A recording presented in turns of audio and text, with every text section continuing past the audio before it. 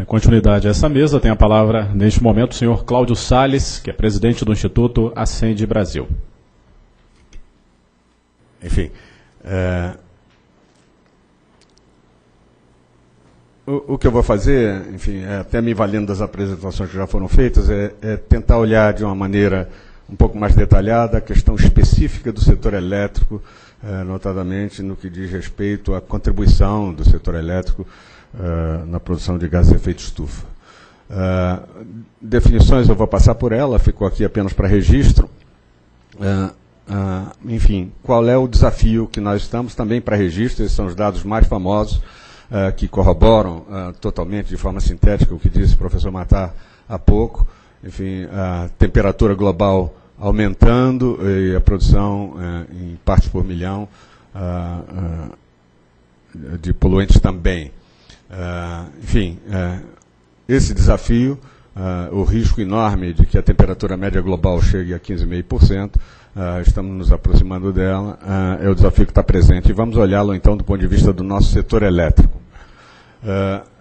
Antes, porém, ainda de dados globais, um pouco do retrato mais recente, aí é dado de 2011, o que está acontecendo com os diversos países.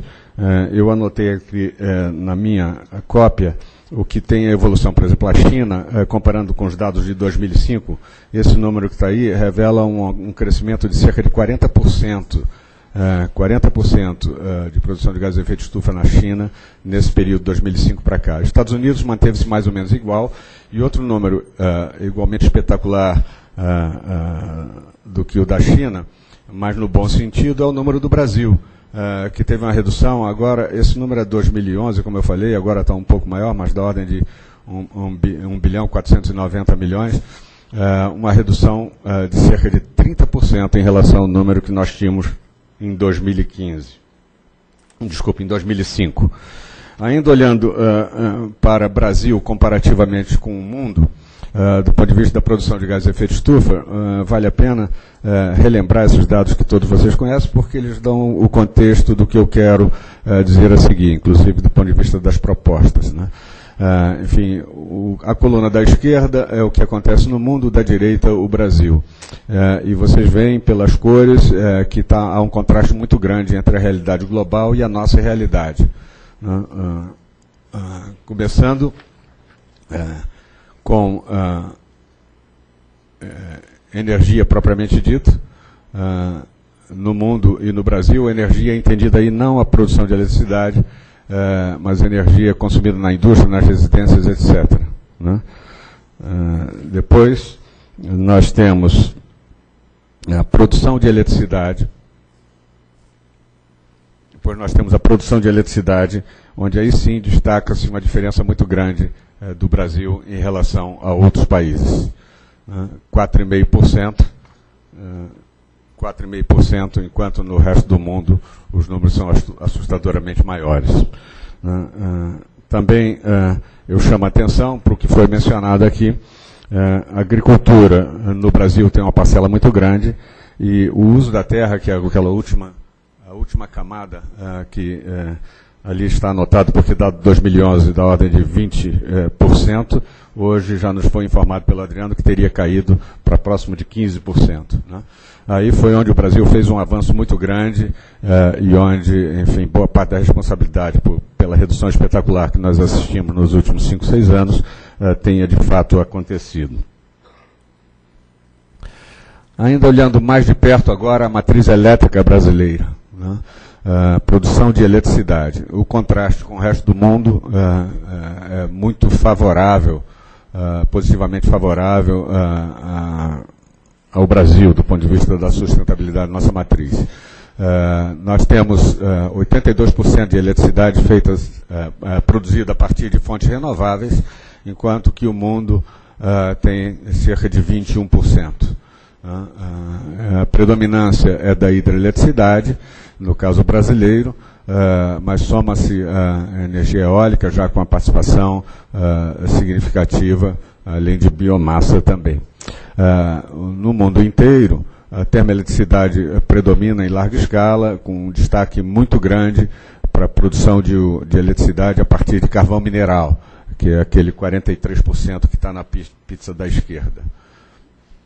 Enfim, para onde vamos a partir desse estágio?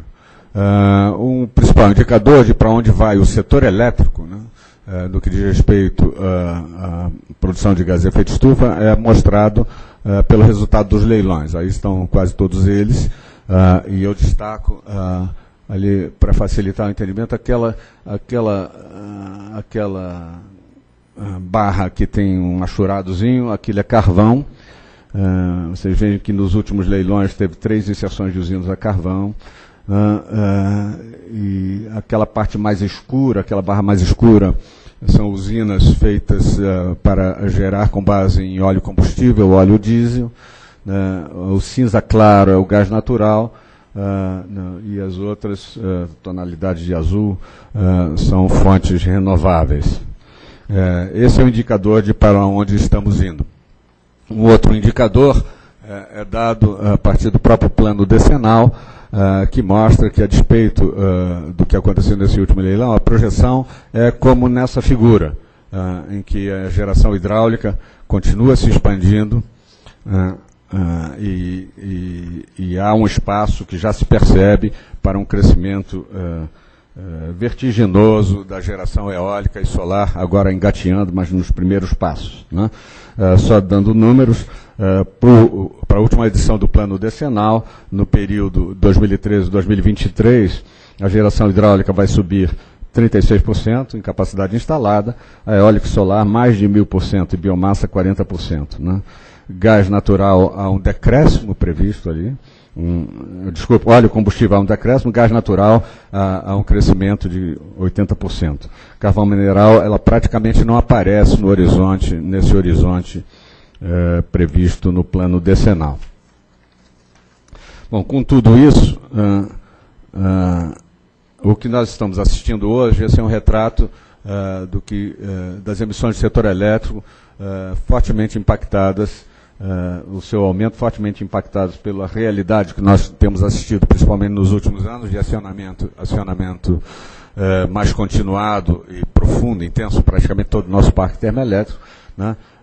Enfim, estão sendo acionadas praticamente todas as nossas usinas termoelétricas, inclusive aquelas que, enfim, por seu desenho, por sua concepção original, haviam sido, digamos, concebidas para serem usadas apenas por pequenos momentos, né? Usinas de baixo custo de instalação, mas de grande custo econômico e ambiental quando do seu acionamento, que são usinas óleo combustível e óleo diesel, né?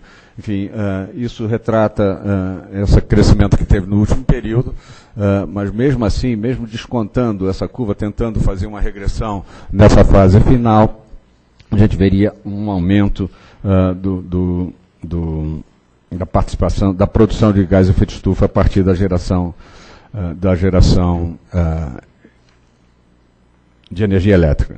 Enfim, nos 2 minutos que me faltam, só a reflexão, então, sobre, diante desses quadros, desses dados que de forma muito sintética eu apresentei, a reflexão que nós podemos fazer do ponto de vista do setor elétrico, né?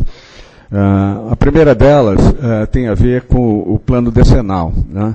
Na verdade, o plano decenal de energia, ele precisa ser um plano decenal que apresente também elementos que possam ser usados para se planejar as ações de mitigação dos efeitos da mudança climática. Ou seja, é importante que saia da EPE uma definição clara dos critérios que vão balizar, enfim, as fontes que deverão ser utilizadas no Brasil, né? Quer dizer, é com base nisso que a sociedade, quer dizer, os empreendedores, etc., poderão se planejar e prover soluções que sejam eficientes naquela direção. Isso contrasta totalmente com a realidade que temos assistido, que a todo ano nós, digamos, o setor, os empreendedores, saem meio que surpreendidos com o tipo de leilão, que especificidade de leilão que vai acontecer. Esse é o primeiro ponto.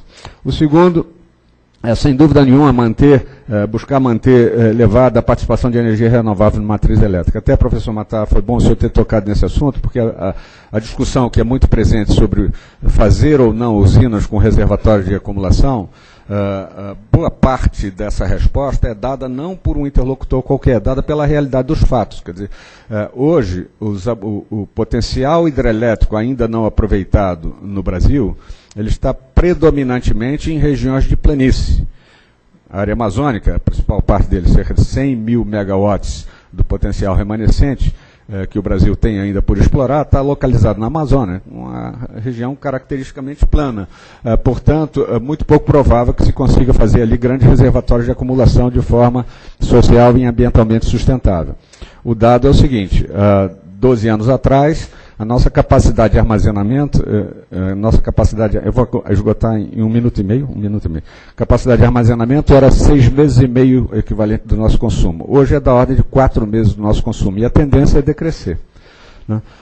Terceiro aspecto, portanto, é fundamental ter um parque termoelétrico bem planejado para que se assegure, inclusive, a capacidade, potencializar a capacidade de inserção de fontes intermitentes como a eólica e a solar, que está ainda engateando.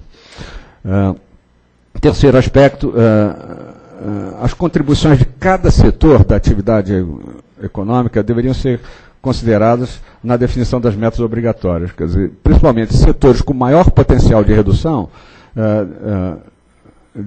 de gases de efeito de estufa a custos menores, deveriam ter metas mais agressivas de redução de gases de efeito de estufa. Isso, de uma maneira indireta, ou até mesmo direta, já foi dita pelo Dr. Adriano, quando ele chamou a atenção do resultado espetacular que se conseguiu através da diminuição, enfim, do desmatamento, etc. Né? Seguramente, essa é uma ação, comparativamente com as outras, com um custo mais barato para a sociedade, para se conseguir um efeito tão espetacular como conseguiu. Né? Terceiro, o Plano Nacional de Mudanças Climáticas deveria ter como parte dele uma análise ou apresentação dos custos das reduções de emissão de gás de efeito de estufa. Né? Por que é importante conhecer os custos? Para que as ações de redução de gás de efeito de estufa global do Brasil sejam equilibradas entre setores. Né? O que muitas vezes acontece, e o setor elétrico é vítima disso seguramente, por ser um setor organizado, seguramente mais organizado, se não do que a totalidade dos setores aqui da atividade econômica brasileira, mas estaria qualquer seleção entre os 3 mais bem organizados, ele é de fácil acesso e é teoricamente de fácil implementação de medidas, então ele acaba sendo vitimizado por isso. Um número só que, por paradoxo, nos ajuda a pensar. Digamos que o Brasil queira fazer redução de gás de efeito de estufa a partir do setor elétrico. Se o Brasil decidisse não ter mais eletricidade, zero apaga-luz, por hipótese, absurdo do absurdo, ele teria conseguido reduzir 4% do total de gás de efeito de estufa no Brasil. Ou seja, o custo infinito para uma sociedade moderna, não ter eletricidade, você só teria conseguido reduzir. Como é que se mitiga isso? Objetividade. Os planos têm que conter as análises de custo também, para que se faça realmente a melhor escolha, com base em custo-benefício, das ações de redução de gás de efeito de estufa. Por último, planos de adaptação para o setor elétrico precisam ser mais aprofundados, e o comentário é só para acabar com o bom humor, quer dizer, pensando bem do jeito que o setor elétrico tem se tornado eficiente, ressalva feita o fato de que a nossa matriz termoelétrica hoje, ela não é adequada para o uso que ela está tendo hoje, posso falar mais sobre isso, mas feita essa ressalva, talvez a maneira mais eficiente que o setor elétrico possa ter para reduzir gás de efeito de estufa é diminuir o número de carros na frota. Muito obrigado.